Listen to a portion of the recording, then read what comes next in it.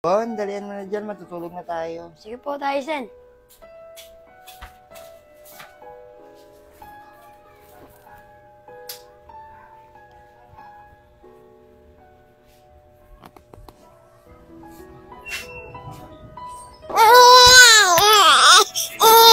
Bon, ilatag mo muna yung panlatag mo. Ilatag mo muna yung bata.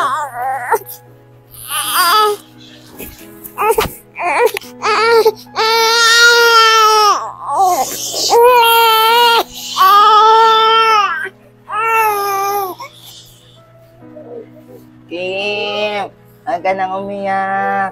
Bon, bantayan mo muna si Kim. Titimpla muna ako ng gatas. Sige po, Tyson. Ako na pong bahala dito. Sige na, Bon. Ako na dyan. Kim, dede na, Kim. Bantay ka na.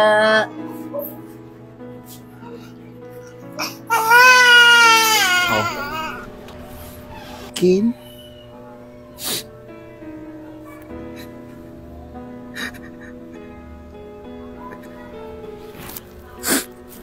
Tyson, ano pong nangyayari sa'yo? Wala, Bon. Panaginipan ko lang si Kim. Sige na, matulog na ulit tayo.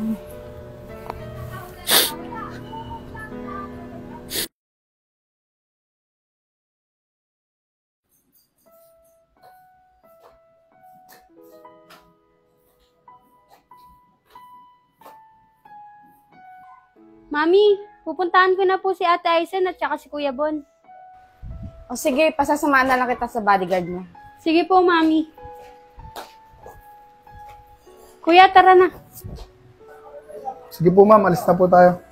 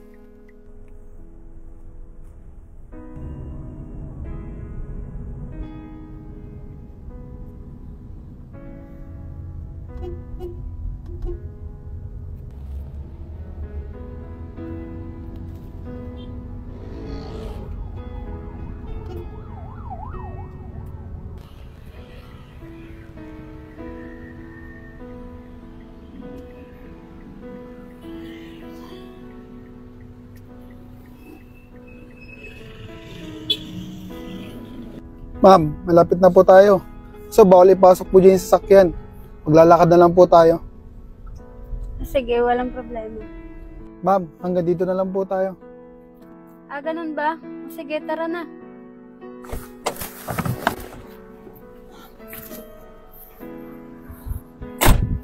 Kuya, antayin niyo na lang po kami dito, ah. Sige po, ma'am.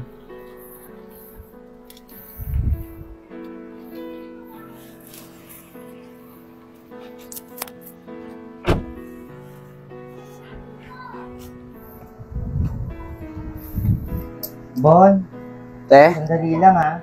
Bababa muna ako. Bibili lang muna ako ng gamot ko. Ano ba naman natin, Aizen? Pwede mo namang iutos sa akin eh. Ako na bibili ng gamot mo. Sige, Bon. Salamat ha. Ate Aizen, huwag ka na magpasalamat. Kasi kung tutusin, ako nga dapat magpapasalamat sa'yo eh. Kasi, napakalaki ng utang na loob ko sa'yo. Sige na.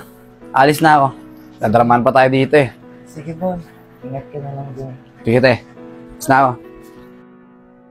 Ma'am, sandali lang po, mama. Tatanong-tanong lang po muna ako. O sige, antayin na lang kita dito.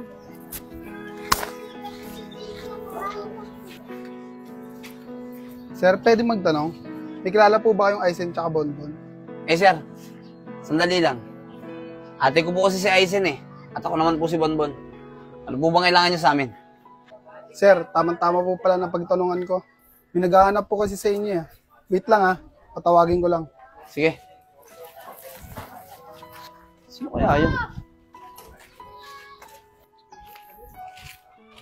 Ma'am, pinapagtanungan po ako. Siya daw po si Bonbon. At ate niya si Aizen. Ma'am, kung siya na po ang hinahanap niyo. Ah, ganun ba? Tara, puntahan na natin.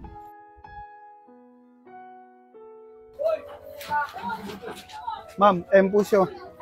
Bon? Bon, ikaw na ba yan? Ako to, si Kim. Kim? Ikaw ba talaga yan? Oo, Bon. Ako to, si Kim. Kakauwi ko lang galing Amerika. Kim? Ikaw na ba talaga yan?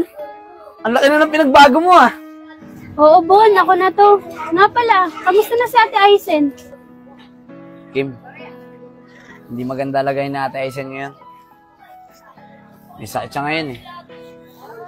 Saka siguro, dala na rin ang katandaan niya. Ito nga oh. Bibili sana ako ng gamot niya eh. Kaso bigla ka naman dumating.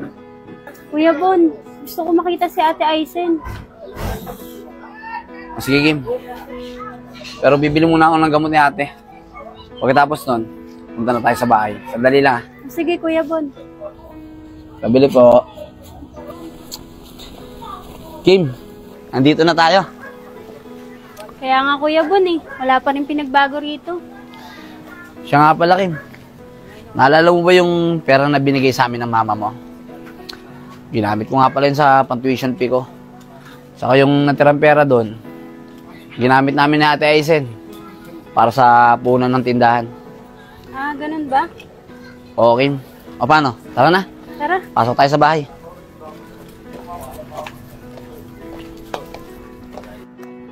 Ate Aizen? Ate Aizen, may bisita tayo. At sigurado ako, matutuwa ka pag nakita mo siya. Bakit parang sobrang saya mo? Sino ba yung bisita natin? Ate Aizen, eto siya oh. Ate. Ate Aizen. Sobrang miss na kita, Ate Aizen. Yung pangako ko sa'yo, babalikan kita pag nakapagtapos ako ng pag-aaral. Ito na yun. Maraming salamat, Kim. Kasi hindi mo kami nakalimutan. Tinupad mo pa rin yung pangako mo sa amin. Ate Aizen, hindi na tayo maghihiwalay. Kasi hindi na ako babalik ng Amerika. Dahil yung pangako ko sa'yo makapagtapos ng pag-aaral, natupad ko na. Masaya ako para sa'yo, Kim. Kasi tinupad mo yung mga pangarap ko para sa'yo. Ginawa mo yun, hindi lang para sa akin, kundi para rin sa pamilya mo. Ate Aizen, sabi nga pala sa akin ni Bon, may sakit ka raw. Totoo po ba? Oo, Kim. May sakit na ako. Dala na rin siguro ng katandaan ko. Saka siguro, sinisigil na rin ako ng katawan ko. Dahil inabuso ko to, yung mga bata pa kayo, para makapag-aral si Bunbun. Ate Aizen, huwag ka mag-alala, ipapagamot kita. Wala akong pakialam sa pera, mahalaga gumaling ka. Huwag na muna natin yung isipin sa ngayon, Kim. Ang importante, nakita at kasama ka na namin ulit ni Bunbun.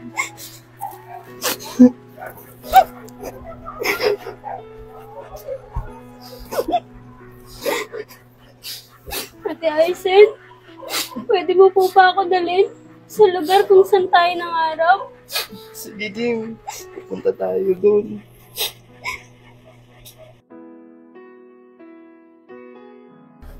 Ate Aizen, dito na lang po tayo pumarada. Namiss ko rin kasi maglakad dito eh. Oo nga Ate Aizen, dito na lang tayo. Lakarin na lang natin papunta ron. Nakakamiss tong lugar na to eh. Sige, kayong bahala. Wala namang problema eh. Kuya, iparada mo na po sa gilid. Dito na lang po tayo. Sige po, ma'am.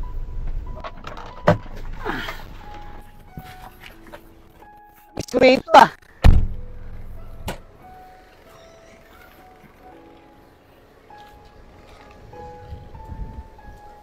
Ate Aizen, Kim, tara. Lakarin na natin. Tara, Kuya Bon. Lakarin na natin. Tara. Ganun pa rin to, no? Walang pagbabago. Kim! Ate Aizen! Ayun na malapit na tayo. Di ba yun yung lugar na pinuntahan natin? Kung saan tayo sabay-sabay nangarap? Oo nga, Kuya Bon eh. Tara, bilisan na natin. Tara! Kim, sandali lang. Ate Aizen, ano nangyari sa'yo? Bon, hinihingal na kasi ako eh. Alam mo na, matanda na yung ate mo. Ano ka ba naman ate? Noon, ikaw nagpapasan sa akin. Pero tignan mo naman ngayon. Ako na magpapasan sa'yo. Ano, tara? Tara. Tara. Paano? Tara ate! Ano ka ba ate Aizen? Pag ikaw ang karga ko, hindi ako mapapagod. Oh, nandito na tayo. Kuya Bon, Ate Aizen, nakakatuwa, no? Dati, nangangarap lang tayo dito. Ngayon, unti-unti ko nang natutupad yung mga pangarap natin. Kaya nga Kim eh. Biruin mo, dati, nangangalaka lang tayo. Pero simula nung nakilala mo yung totoong pamilya mo, unti-unti mo rin natutupad yung mga pangarap mo. Alam nyo, isa lang naman ang gusto ko eh. Ang makitang maayos ang buhay nyo. Masaya na ako. Ate Aizen, hindi mangyayari ang lahat ng to, kundi dahil sa'yo. Salamat ate. Salamat, Ate Aizen. Ate Aizen, Kuya Bon, uwi na tayo. Masaya ako na nakarating ulit ako dito. Sa kayo pa rin yung kasama ko. Salamat Kim ha. Masaya rin kami ni ate. Nakabalik kami dito kasama ka. O paano? Tara na. Tara na. Uwi na tayo. Tara na, Ate Aizen. O te, teka lang. Papasan ulit kita. Tara. Dahan-dahan ha. Yan! Tara! Ano, Kim? Masaya ka ba? Nakabalik tayo sa lugar na to. Opo, Ate Aizen. Sobrang saya ko po na nakabalik ako sa lugar na to. O paano? Anong oras na rin eh? Uwi na tayo. Uwi na, tara na.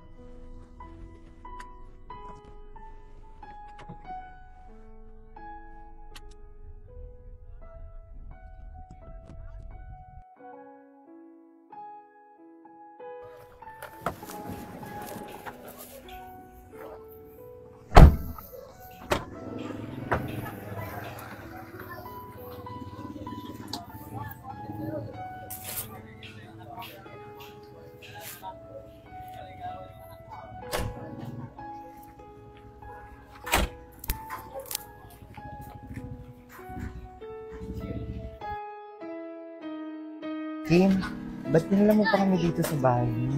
Ate Aizen, gusto rin kasi kayo makausap ni Mami. Tara, pasok tayo sa loob. Tara, Bon.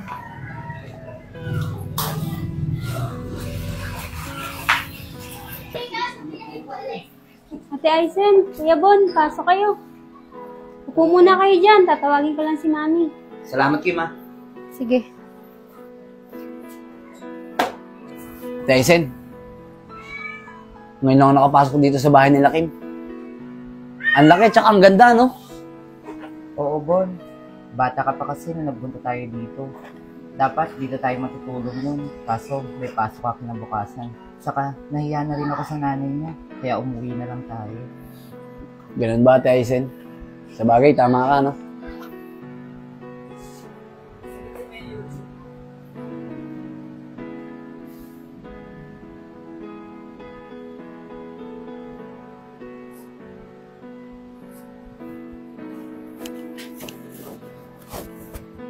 Mami, sabihin niyo na po sa kanila yung gusto niyo pong sabihin. Aizen, Bon, meron kasi akong pinapagawang bahay. Diyan lang sa kabila. At isang buwan na lang, matatapos na. Bilang sukle sa pag-aalaga niyo sa anak ko, gusto ko sanang ibigay itong bahay sa inyong dalawang magkapatid. Ma'am, talaga po? Hindi po ba sobra-sobra na yung ginagawa niyo para sa amin? Malaki na nga pong tulong sa amin na kayo yung nakapagpaaral kay Bunbun. Tapos, ibibigay niyo pa po ito sa aming bahay. Ate Aisen, gusto sana ibenta to ni maming bahay. Pero ang sabi ko sa kanya, ibigay na lang sa inyo ni Kuya Bon. Bilang sukli, sa pagtuktok niya sa akin, nung sanggol pa ako. Ano ka ba naman, Kim? Bukal sa loob namin yung pagkukuk sa'yo. Saka, hindi kami humingi ng kapalit. Ano ka ba, Aisen? Bukal sa loob ko na ibigay itong bahay. Huwag ka nang mahiya. At saka, Ate Aisen, huwag ka na mag-alala. Inaasikaso ko na rin yung titulo ng bahay para malipat sa pangalan niyo. Kim, maraming salamat ah. Ang laking tulong na sa amin na pinaaral mo ako noon. At ngayon, binigyan mo pa kami ni ate ng ganito kalaking bahay. Tita, maraming salamat din po sa inyo. Napakalaki na po ng tulong na ginagawa nyo para sa amin ni ate. Wala yun, Bon. Deserve niyong magkapatid na magkaroon ng ganitong malaking bahay. Tita, maraming salamat po talaga ah. Kim, maraming salamat ulit. Ate Aisen, may bahay na tayo. Kim, salamat talaga ha. Ano ka ba, Ate Aisen? Wala yun.